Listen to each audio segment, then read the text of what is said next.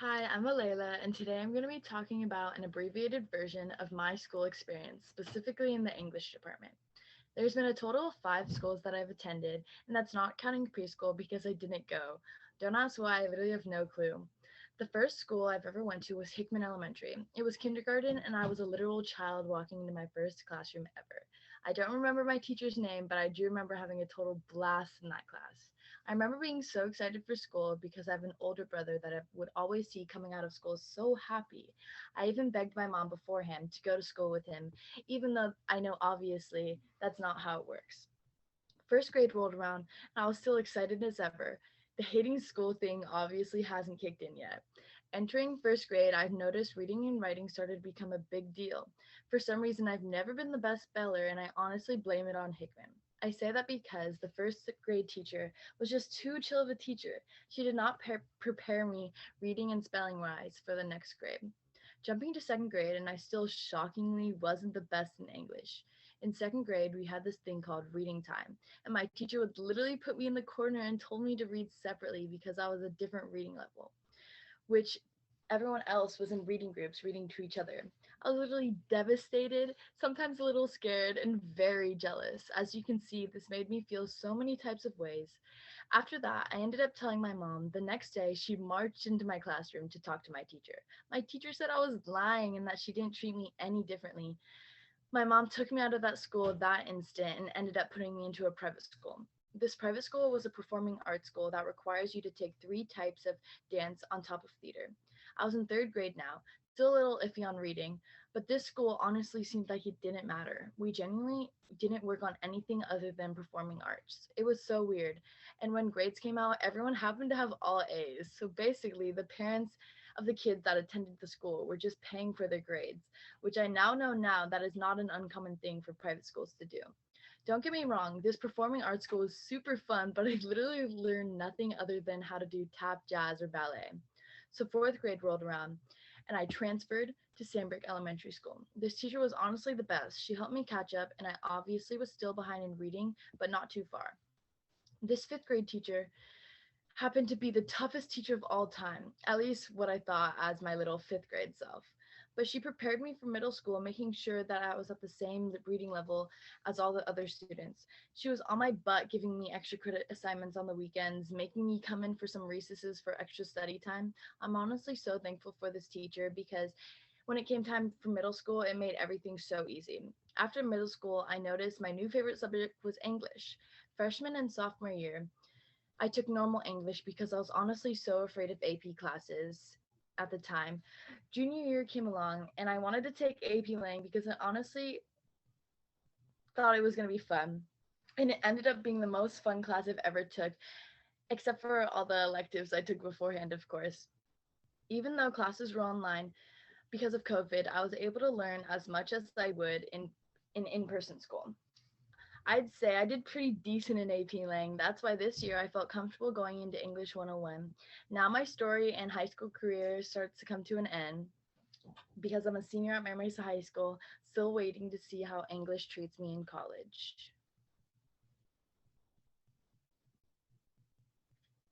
Cool. Nice. One, two, three. Okay. Hi, my name is Caitlin, and this is the one time in sixth grade I had pneumonia, and it was really, really bad. I had chills, a fever, and my lungs were constantly hurting. At night, it was really hard to sleep, and I had a lot of sleep paralysis. And this one night, I had one of the worst nightmares I've ever had, and to this day, it still haunts me. So it's the middle of the night, and I'm trying so hard to go to sleep, but I just can't. I'm feeling super awful and it's hot and cold at the same time, which only made it worse. And that's when I fell into a state somewhere in between being awake and being asleep. After that, it was complete chaos and there's nothing I could do about it. I couldn't move or wake up from my nightmare, and I remember it being very unnerving. In my state of sleep paralysis, I was traveling through all these weird dimensions. It started off calm and slow, and it was really nice, but things slowly got faster and faster until I was almost falling or flying or whatever in and out of each new place and each new dimension. And the things I saw only got weirder too. I started seeing things in 2D and I saw my family, but they were strange looking and deformed. And I also saw so much chaotic and abstract figures and objects and shapes and all kinds of crazy and random things.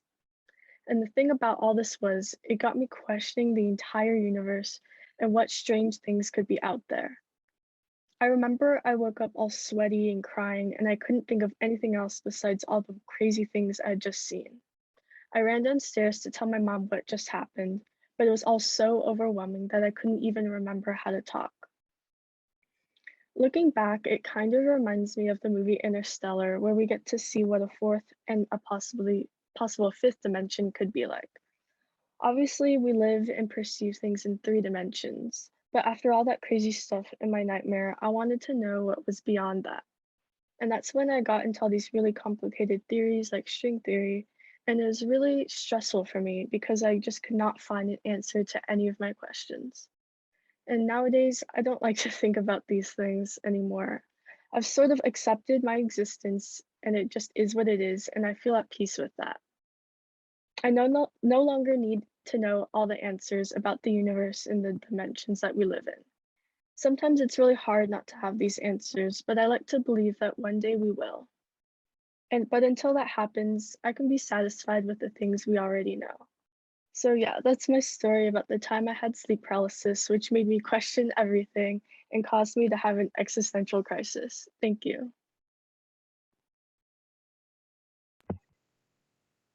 3 minutes. Hi, my name is Alyssa, and this is how a normal day in my life is. School starts around 8:30, so that means I wake up at 6:30 because I like to take my time, especially in the mornings. I go to the bathroom and do my thing. I fix my hair and decide whether I want to do makeup, and then I choose out of my clothes what I want to wear today. Then I leave around 8 to go to school on time. My first period is AP Gov. I'm glad to be with all my friends because then I'm not in a bad mood all morning. I never feel too stressed in that class, so I'm always chilling. And after Gov, I put my headphones in my ears and walk to Avid. I love going to Avid because my best friend is in that class and I'm always having a good time. My next period is a free period, which are my favorite periods. My third period is strictly for homework because it's before all of my other important classes and it keeps me focused. While I do my homework, I'm probably listening to Spotify or rewatching Sex and the City. I don't really have anyone that I know in that free period, so after the bell rings, I just leave right away to M5. My M5 class is fun because we do the live broadcasting for the school. It's a very interesting class, and my friend Caitlin is also in that class, and she always helps me out whenever I have questions. We got our jobs for who is going to be what, and I sadly got the engineer. The engineer is probably the easiest job ever, though, since all you do is press start so the broadcast is live on YouTube. I wanted to be a cameraman, but he said that once in the class will be a camera person, so it's fine. Thankfully, right after that class is lunch, and I get to see my friends. And because my next period is a free period, I can leave at lunch and come back before my sixth period. Lunch and my fifth period are probably my favorite periods because I literally just eat, be with my friends, and have a good time. Now, sadly, my last period is the only one I never look forward to, and it's my math class. Having math at the end of the day sucks because my brain never fully feels there, and math is my worst subject.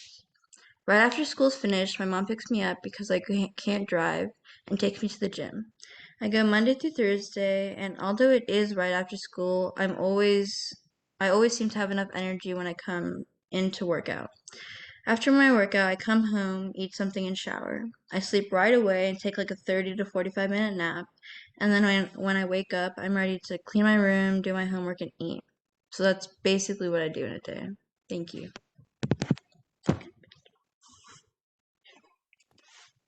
How many? 2:48. 3, 2, 1, go. Okay. In January of sorry. Hello, class. This is my speech about the day I adopted my dog. Ozzy. Okay. In January of 2020, just 2 months before COVID hit, my family all agreed that it was time to get another pet. It had been a little over 8 months since our old dog Charlie had passed, and although we missed him very much still, we decided it was better to put our energy towards loving another animal. For weeks we were on different adoption sites looking at all the cute dogs and cats. We saw many dogs that we loved and even a few that we went to see in person. But on the weekend of Martin Luther King Jr. Day, we saw our final choice, which was a husky mix named Ozzy. Ozzy was very shy but clever husky. He was surprisingly very lazy, but he had these random bursts of energy and he loved to play ball with us. But he hated walks because he hated to be on a leash. I like that despite Ozzy being so big, he was just like a little lap dog. When we had our first meeting with him and we went out to play ball with him in the backyard of the San Diego Humane Society in Escondido, I could sense that he was a perfect match for our family. He was calm but also not boring, and he loved to cuddle. So we went back for another visit with him just a couple of days later, and we ended up adopting him on January 20th, which is Martin Luther King Day. He was only a little under 2 years old when we got him, so I still think he was a little puppy. After signing the final adoption papers, we loaded him up in the car, and he sat on my lap for almost the whole 20-minute drive home from Escondido. After we got home, we showed him around our house, and he went in all of our rooms and in our backyard, and I think that he probably could smell our old dog Charlie. After about 20 minutes of him sniffing around our house, my mom said we needed to go to Petco to get him a collar. So we left him with my little brother Lucas, and me and my mom headed to Petco, which was just down the street from our house. I ended up picking him a shiny blue bone-shaped collar tag that said his name on it, Ozzy, Ozzzie. This all was well over a year ago, and Ozzy has been such a blessing to our family, especially over quarantine. I'm so grateful that we found him. He makes every day interesting with his unique personality and his strange expression of emotions. My mom says he's one of the weirdest dogs that she's ever had, and she's had quite a few, and I definitely agree. For example, instead of barking at us when he's upset, he goes into our rooms and takes just one of our shoes and he'll hide it in the backyard or like in like little holes or behind things. And I've experienced this quite a few times. But despite all his bad habits and his silly little expression of emotions, I love him very much and I'm very grateful for him. The end. Your time was 3 minutes and 18 seconds. Nice.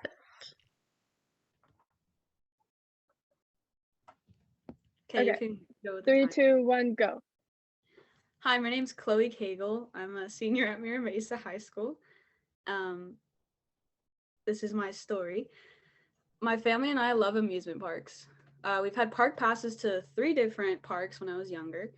We don't have those passes anymore because my siblings are too grown up and they have their own lives now, so we would never have the time to like spend a full day at one.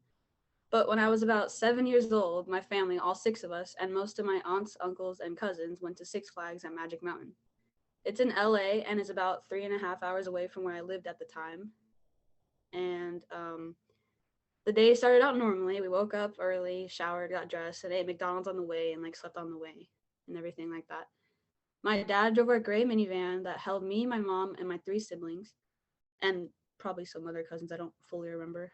About halfway through our journey to Six Flags, my dad stopped for a smoke break, and the rest of us got out to stretch our legs and use the bathroom.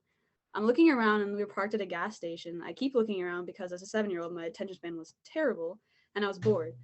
I'm looking, and I see a huge Chucky doll spinning a sign around at the corner of a stoplight. I do a double take and run to the car because at this age, I was completely terrified of the doll Chucky from the movie Child's Play. I have no idea why. He's like 3 feet tall and would not be hard to beat in a fight, but I don't know, I was terrified. Anyways, I see him and I run into the car and I hide between the middle row of the seats of the van and the back row. And the whole time my family's laughing at me because of how ridiculous I look. And I really don't care because I just wanted to leave and get as far away from him as I could. So they all climb into the minivan and my cousins get into their car and we're off again. We enter the park, take pictures, and then separate to go on our rides and everything like that. I asked my mom if we can go to the Looney Tunes area because I thought it'd be more fun than riding rides. My mom asked my brother to come with, and he said, yeah. There was this building that had somewhat of like an obstacle course and like foam balls and these guns you would put the foam balls in to shoot at each other. It was like a fun house kind of thing. So I run off to go play, and I'm running around with the other kids, grabbing foam balls and putting them into the guns and like shooting them and everyone else and just having a good time. Then a terrible thing happened. I'm crouching down to get foam balls, and that had fallen near my feet. I spring up super quickly and I hit my head on the railing that holds the gun. I instantly get scared and start to cry from the pain of hitting my head really hard. I run down the stairs crying hysterically, holding my head, trying to look for my mom. I can't find her anywhere, so I start to panic. My mom's always told me never to talk to strangers, and she's like scared me with all the stories of like kidnappings and stuff. So of course I throw all that out the window, and I run to the nicest looking lady that I could find. I start explaining that I'm in immense pain and I can't find my mom. She offers to help and tells me that it's going to be okay, and I don't really believe her. We walk around the place looking for her as I'm crying really loudly and people are just staring at me the whole time. We finally find her, my brother, and I'm so panicked and scared and hurt, and I start screaming, "Where were you? I couldn't find you guys anywhere. I was so scared." So she takes me in her arms and tells me that she was scared too, and thanks the lady for helping me. So I'm still crying. I'm still crying, and the bump on my head's getting bigger. And so my mom finds a worker and tells them what happened. The worker calls the park paramedics. They come and check on me, and they make me hold ice to my head, and take my blood pressure and like other normal procedures that they do to anyone at the park that they would have to come to. But keep in mind, this is all in the public space of the park, and everyone's staring at me and making very shocked faces. And in all this madness, my mom thinks this would be a great time to take a picture. So to describe the picture, it's me in a pink Batman cape, holding ice to my head, crying with my mouth wide open, a couple of teeth missing because I was 7, and a man in sunglasses is taking my blood pressure with a very serious look on his face, and she posted on Facebook. It wasn't my best moment, probably was my worst moment. It was terrible, but the story always makes my friends laugh, so I thought I'd share it for this assignment. Thank you. Your time was 4 minutes and 30 seconds. I don't know how that happened.